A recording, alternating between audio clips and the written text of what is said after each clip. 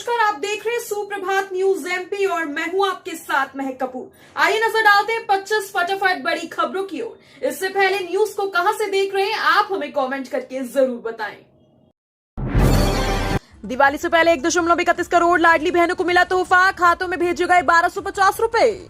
मुख्यमंत्री लाडली बहना योजना की करोड़ों लाडली बहनों के लिए खुशखबरी है। राज्य सरकार ने दिवाली और मध्य प्रदेश विधानसभा चुनाव के मतदान से पहले प्रदेश के 1.31 करोड़ लाडली बहनों को तोहफा दे दिया है। महिला बाल विकास विभाग ने छठी किस्त के 1250 रुपए जारी कर दिए। इस दौरान 1596 करोड़ रुपए बहनों के खाते में पहुंचे। अब अगली किस्त का फैसला नई सरकार करेगी। स्वच्छता के साथ साथ मतदान में नंबर 1 इंदौर को बनाने की कोशिश। स्वच्छता के साथ साथ इंदौर को मतदान में भी नंबर 1 बनाने के उद्देश्य से निगम आयुक्त हर्षिका सिंह ने शहर के व्यवसायिक संस्थान एवं संगठनों के साथ बैठक ली। इसमें शहर के मॉल, रेस्टोरेंट, होटल, 56 दुकान, सराफत चौपाटी, जेल रोड, व्यवसायिक संगठन, मल्टीप्लेक्स के प्रबंधक व प्रतिनिधिगण इत्यादि उपस्थित हुए। इस बैठक में अधिकारियों ने कहा कि इंदौर शहर में अधिक से अधिक मतदान हो, इसमें आप सभी का सहयोग अपेक्षित है। आप अपने अपने संस्थान एवं संगठनों के माध्यम से संस्थान में आने वाले नागरिकों को मतदान करने के लिए प्रेरित करें। कांग्रेस प्रत्याशी का ऐलान, जीत गई तो राम मंदिर बनेगा, प्रियंका रखेंगी आधारशिला। इंदौर जिले की सांवेर सीट पर राम मंदिर मुद्दा बना हुआ है। यहां से कांग्रेस प्रत्याशी रीना बोरासी ने बड़ा बयान लिया। उन्होंने कहा, अगर कांग्रेस जीत गई तो पार्टी नेता प्रियंका गांधी सांवेर में राम मंदिर की आधारशिला रखेंगी। रीना बोरासी ने कहा, अगर मैं सांवेर सीट से चुनाव जीत गई तो यहां भव्य राम मंदिर बनाया जाएगा और उसकी आधारशिला प्रियंका गांधी रखेंगी। सांवेर सीट से बीजेपी के तुलसी सिलावट बीजेपी प्रत्याशी हैं, वो भी ऐलान कर चुके हैं कि चुनाव जीतते ही सांवेर में राम मंदिर बनाया जाएगा। महाकाल के आंगन में छाएगा दीपावली का उल्लास, 10 नवंबर से होगी उत्सव की शुरुआत। विश्व प्रसिद्ध बाबा महाकाल के आंगन में हर त्योहार बड़ी ही धूमधाम से मनाया जाता है। इस बार भी 12 नवंबर को दीपावली का त्योहार तड़के भस्म आरती के साथ शुरू होगा। बाबा को केसर चंदन का उपटन लगाकर गर्म जल से स्नान कराकर सोने चांदी के आभूषणों से विशेष श्रृंगार होगा। इसके बाद अन्नकूट का महाभोग लगाकर फूलझड़ी से आरती की जाएगी। इसके पश्चात 7:30 बजे बाल भोग आरती में भी भगवान को अन्नकूट लगेगा। दिसंबर में इंदौर से चलेगी पर्यटन ट्रेन, पुरी और अयोध्या की कराएगी यात्रा। इंडियन रेलवे केटरिंग और टूरिज्म कॉर्पोरेशन लिमिटेड द्वारा संचालित भारत गौरव पर्यटन ट्रेन 16 दिसंबर को इंदौर से रवाना होगी। ट्रेन में देवास, उज्जैन, शुजालपुर, सीहोर, रानी कमलापति, इटारसी, जबलपुर, कटनी और अनूपपुर स्टेशनों से भी यात्री सवार हो सकेंगे। अब 8 रात और 9 दिनों की इस यात्रा में पुरी, गंगासर, कोलकाता, वैद्यनाथ, वाराणसी व अयोध्या के दर्शनीय स्थलों का भ्रमण कराया जाएगा। धनतेरस के दिन शाम 5 बजे से बाड़े पर वाहनों की नो एंट्री।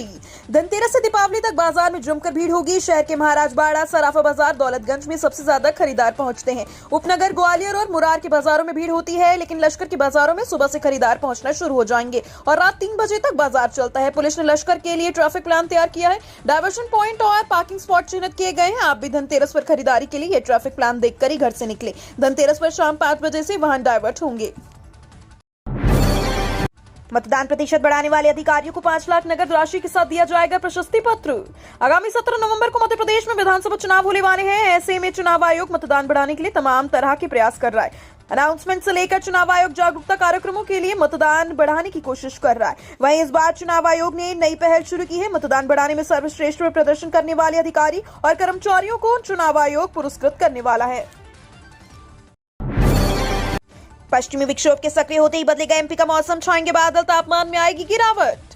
नवंबर का पहला सप्ताह बीत चुका है, लेकिन अब तक मध्य प्रदेश में तेज ठंड का असर देखने को नहीं मिल रहा है। मध्य प्रदेश के आसपास एक प्रति चक्रवात बना हुआ है, जिससे प्रदेश में हवाओं का रुख दक्षिणी और दक्षिणी पूर्व बना हुआ है। अगले 1-2 दिन तक मौसम इसी प्रकार शुष्क बने रहने की संभावना है। हालांकि दिवाली बंगाल की खाड़ी में विक्षोभ बनने की संभावना है, जिससे कई जिलों में हल्की बारिश और बादल छाने का अनुमान है। इसके बाद पारा तेजी से गिरेगा और ठंड का दौर शुरू होने की उम्मीद है। आखिरकार अब मध्य प्रदेश के चुनाव में होगी उमा भारती की एंट्री।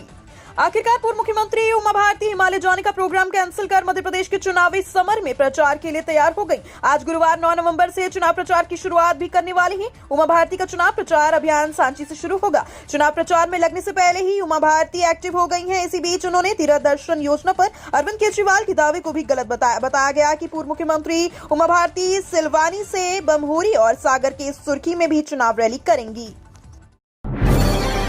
किसान कर्ज माफी पर कमलनाथ शिवराज आमने सामने। पूर्व मुख्यमंत्री ने कहा, कांग्रेस किसानों की पार्टी है।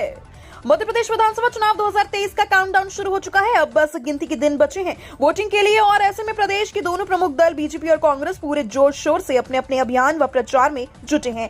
आप सब जानते हैं कि चुनावी प्रचार का अर्थ सिर्फ अपनी उपलब्धियों, कार्यों, वादों या दावों को बताना ही नहीं होता, बल्कि इसमें विपक्षी दलों पर जमकर हमला करना और आरोप जड़ना भी शामिल है। इस क्रम में मध्य प्रदेश में बीजेपी और कांग्रेस एक दूसरे पर लगातार हमलावर है। कांग्रेस का वादा, चुनाव जीते तो बनेगी एमपी में भी आईपीएल टीम। कप्तान रोहित शर्मा के नेतृत्व में भारतीय टीम ने क्रिकेट वर्ल्ड कप 2023 में अब तक अजय रहते हुए सेमीफाइनल में जगह बना ली। टीम इंडिया की इस सक्सेस के चलते क्रिकेट का खुमार पूरे प्रदेश पर छाया हुआ है, तो इससे चुनावी राज्य मध्य प्रदेश कैसे दूर रहता। दरअसल मध्य प्रदेश में भी क्रिकेट क्रेजी वोटर्स को लुभाने के लिए कांग्रेस पार्टी के सांसद और पूर्व मुख्यमंत्री कमलनाथ के बेटे नकुलनाथ ने एक ऐलान किया। उनका कहना है कि वो भी अब इंडियन प्रीमियर लीग यानी आईपीएल में मध्य प्रदेश की टीम बनाएंगे। चुनाव की वजह से परीक्षाओं में रानी दुर्गावती विश्वविद्यालय करेगा बदलाव। पहले विधानसभा चुनाव फिर लोकसभा चुनाव परीक्षा को प्रभावित करेंगे। रानी दुर्गावती विश्वविद्यालय ने विधानसभा चुनाव के पहले स्वाध्याय छात्रों का टाइम टेबल घोषित कर दिया है और परीक्षाएं भी शुरू हो गई थी, लेकिन इन मौके पर चुनावी ड्यूटी लगने से परीक्षाएं स्थगित करनी पड़ी। अब मार्च से मई के बीच लोकसभा चुनाव होने हैं। इस समय विश्वविद्यालय की पूरी परीक्षाएं होती हैं। यही वजह है कि परीक्षा का कार्यक्रम बिगड़ सकता है। विश्वविद्यालय के अधिकारी इसकी तैयारियों में जुट गए हैं और परीक्षा का शेड्यूल बदलने के लिए तैयार हो रहे हैं। बच्चों से लेकर बुजुर्ग तक दे रहे मतदाता जागरूकता का संदेश। विधानसभा चुनाव में पिछले चुनाव की अपेक्षा इस बार मतदान प्रतिशत बढ़ाने के लिए जिला निर्वाचन कार्यालय और जिला प्रशासन सहित अन्य विभागों द्वारा मतदाताओं को जागरूक करने के लिए कई तरह के कार्यक्रम आयोजित किए जा रहे हैं। मतदाताओं को जागरूक करने के लिए बच्चों से लेकर बुजुर्ग तक नुक्कड़ नाटक सहित अन्य कार्यक्रम आयोजित कर जागरूकता का संदेश दे रहे हैं। मुरैना में बोले पीएम, देश के हर वंचित तक सुविधा पहुंचाना मोदी की गारंटी। प्रधानमंत्री नरेंद्र मोदी ग्वालियर चंबल संभाग के दौरे पर आए। उन्होंने ग्वालियर संभाग के गुना में और चंबल संभाग के मुरैना में चुनावी सभाओं को संबोधित किया और दोनों जगह से ग्वालियर चंबल की 34 विधानसभा सीटों के मतदाताओं का ध्यान खींचा। गुना के बाद पीएम मोदी मुरैना पहुंचे, जहां उन्होंने केंद्र सरकार की योजनाएं गिनाई, जनता से अपने पारिवारिक रिश्ते की बात और विश्वास दिलाया कि आपका सपना पूरा करना ही मोदी का संकल्प है। कमलनाथ ने प्रदेश की जनता से किए ये बड़े वादे।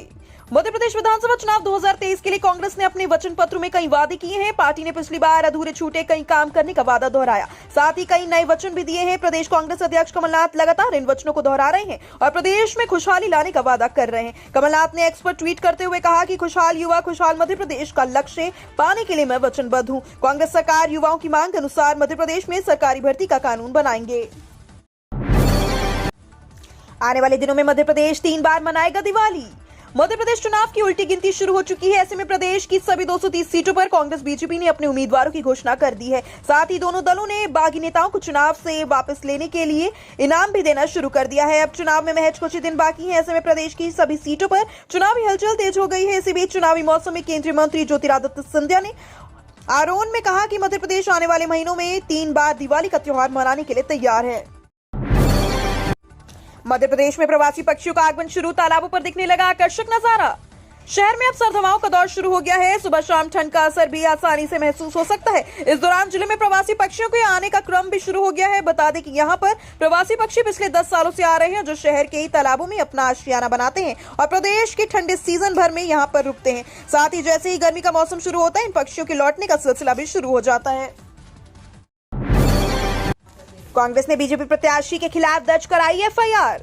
मध्य प्रदेश में चुनाव की तारीखों के ऐलान के साथ ही आचार संहिता लागू हो गई है। साथ ही प्रदेश में स्टार प्रचारकों का आगमन भी शुरू हो गया है। इस बीच राहुल गांधी के दौरे के दौरान लगाए गए आरोप पर अब कांग्रेस जिला सचिव द्वारा थाने में लिखित शिकायत दर्ज कर भाजपा उम्मीदवार पर कार्यवाही की मांग की गई। इस पूरे मामले में एफआईआर भी दर्ज करवाई गई है। अनूपपुर जिले के कोतमा में कांग्रेस विधायक सुनील सर्राफ ने भाजपा प्रत्याशी दिलीप जायसवाल के खिलाफ एफआईआर दर्ज करवाई है। निर्वाचन आयोग से उन्होंने कार्यवाही की मांग भी कर दी है। कलेक्टर की रिपोर्ट पर भोपाल नगर निगम आयुक्त को मिली clean chit. Bharatiya Janata party के कार्यकर्ताओं के घर और वाहन से पार्टी के झंडे निकलवाने के मामले में भोपाल नगर निगम आयुक्त फ्रैंक नोबल को चुनाव आयोग ने क्लीन चिट दे दी है। मुख्य निर्वाचन पदाधिकारी कार्यालय ने शिकायत पर भोपाल कलेक्टर आशीष सिंह से प्रतिवेदन मांगा है। इसमें शिकायत की पुष्टि नहीं हुई। नगर निगम के अधिकारियों ने भी कहा है कि ऐसी कोई कार्यवाही नहीं की गई। वहीं दत्तिया कलेक्टर, पुलिस अधीक्षक सहित 22 अधिकारियों की शिकायत पर ग्वालियर कमिश्नर से रिपोर्ट मांगी गई है। सत्ता का संग्राम कार्यक्रम आज शुरू होगा। महेश्वर में सवालों के जवाब देंगे नेतागण। प्रदेश के चुनावी माहौल का जायजा लेने और राजनीतिक दलों के नेताओं, युवाओं व महिलाओं की राय लेने के लिए चुनावी रथ सत्ता का संग्राम गुरुवार को महेश्वर पहुंचेगा। इसमें जनता के मुद्दों को जानने के बाद नेताओं के जवाब को तोला जाएगा। आज 9 नवंबर को सुबह चाय पर चर्चा महेश्वर में होगी। आज सत्ता का संग्राम कार्यक्रम में युवाओं से उनके चुनावी मुद्दे जाने जाएंगे। वहीं महिला वोटरों से चर्चा की जाएगी कि वे किस मुद्दे पर विचार कर ईवीएम का बटन दबाकर पसंदीदा प्रत्याशी चुनेंगी। दिग्विजय सिंह ने किया 130 से ज्यादा सीटें जीतने का दावा। मध्य प्रदेश विधानसभा चुनाव के लिए 17 नवंबर को वोटिंग होना है और ऐसे में अब ज्यादा वक्त बचा नहीं है। वहीं बीजेपी और कांग्रेस के स्टार प्रचारक लगातार मध्य प्रदेश के दौरे पर हैं। कल जहां एक तरफ भारतीय जनता पार्टी के राष्ट्रीय अध्यक्ष जेपी नड्डा इंदौर में थे, तो वहीं दूसरी तरफ पूर्व मुख्यमंत्री दिग्विजय सिंह भी चुनावी दौरे करने के बाद देर शाम इंदौर पहुंचे। इस दौरान दिग्विजय सिंह कैलाश विजयवर्गीय पर चुटकी लेते हुए नजर आए। पत्रकारों के साथ एक अनौपचारिक चर्चा के दौरान पूर्व मुख्यमंत्री दिग्विजय सिंह ने एक के बाद एक बीजेपी पर कई हमले किए। महाराज शिवराज और नाराज सिंधिया की कांग्रेस छोड़ने पर क्या बोले दिग्विजय सिंह। मध्य प्रदेश में 17 नवंबर को मतदान होना है। चुनाव से ठीक पहले राजनीतिक दलों ने राज्य में चुनावी रैलियां और प्रचार प्रसार में पूरी ताकत झोंक दी है। इस समय राज्य में राजनीतिक आरोप प्रत्यारोप का दौर भी जारी है। इसी बीच बुधवार को एमपी के पूर्व मुख्यमंत्री और कांग्रेस के वरिष्ठ नेता दिग्विजय सिंह ने बीजेपी पर निशाना साधते हुए चुटकी ली। उन्होंने कहा, राज्य में बीजेपी 3 गुटों में बंट गई है, जिसमें महाराज बीजेपी, शिवराज बीजेपी और नाराज बीजेपी शामिल है। एमपी चुनाव में भिंडरेवाला की एंट्री, कमलनाथ के खिलाफ पोस्टर पर चुनाव आयोग में शिकायत के बाद हुआ एक्शन। मध्य प्रदेश में विधानसभा चुनाव 17 नवंबर को है। इसे लेकर कांग्रेस और बीजेपी लगातार एक दूसरे पर हमलावर हैं। ऐसे में आरोप है और प्रत्यारोप का दौर जारी है। मध्य प्रदेश विधानसभा चुनाव में अब भिंडरेवाला की एंट्री हो गई है। इंदौर में कमलनाथ का एक ऐसा पोस्टर लगाया गया, इस पर कांग्रेस ने आपत्ति जताई। इसकी शिकायत कांग्रेस ने चुनाव आयोग में की। इसके बाद इस पोस्टर को हटा लिया गया। दरअसल मध्य प्रदेश में बड़ा गणपति चौराहे के नजदीक यह पोस्टर लगाया गया है, जहां पर पोस्ट में कमलनाथ को लेकर तंज कसा गया है। पीएम मोदी ने ओआरओपी के मुद्दे पर कांग्रेस को घेरा। बोले, अब तक पूर्व सैनिकों को हमने दिए 70,000 करोड़ रुपए।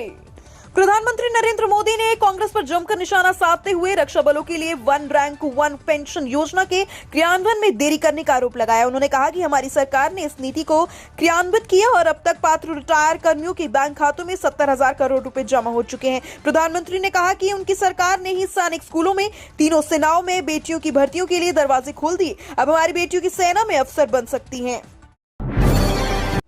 मध्य प्रदेश विधानसभा चुनाव 2023 अंतिम सप्ताह में पूरी ताकत झोंकेगी कांग्रेस पार्टी। मध्य प्रदेश विधानसभा चुनाव के अंतिम सप्ताह में पूरी ताकत कांग्रेस पार्टी झोंक रही है। चुनाव प्रचार समाप्त होने से पहले मल्लिकार्जुन खड़गे, राहुल गांधी, प्रियंका गांधी और कमलनाथ की 33 सभाएं और रोड शो प्रदेश के अलग अलग हिस्सों में होने जा रही हैं, जिसमें राहुल गांधी 11 कार्यक्रम में, प्रियंका गांधी 4 कार्यक्रम में, खड़गे 5 कार्यक्रम में और कमलनाथ 13 कार्यक्रम में शामिल होंगे। पूर्व कांग्रेस अध्यक्ष राहुल गांधी मध्य प्रदेश में आज 9 नवंबर को अशोकनगर और चंदेरी में जनसभा, जबलपुर में रोड शो करेंगे।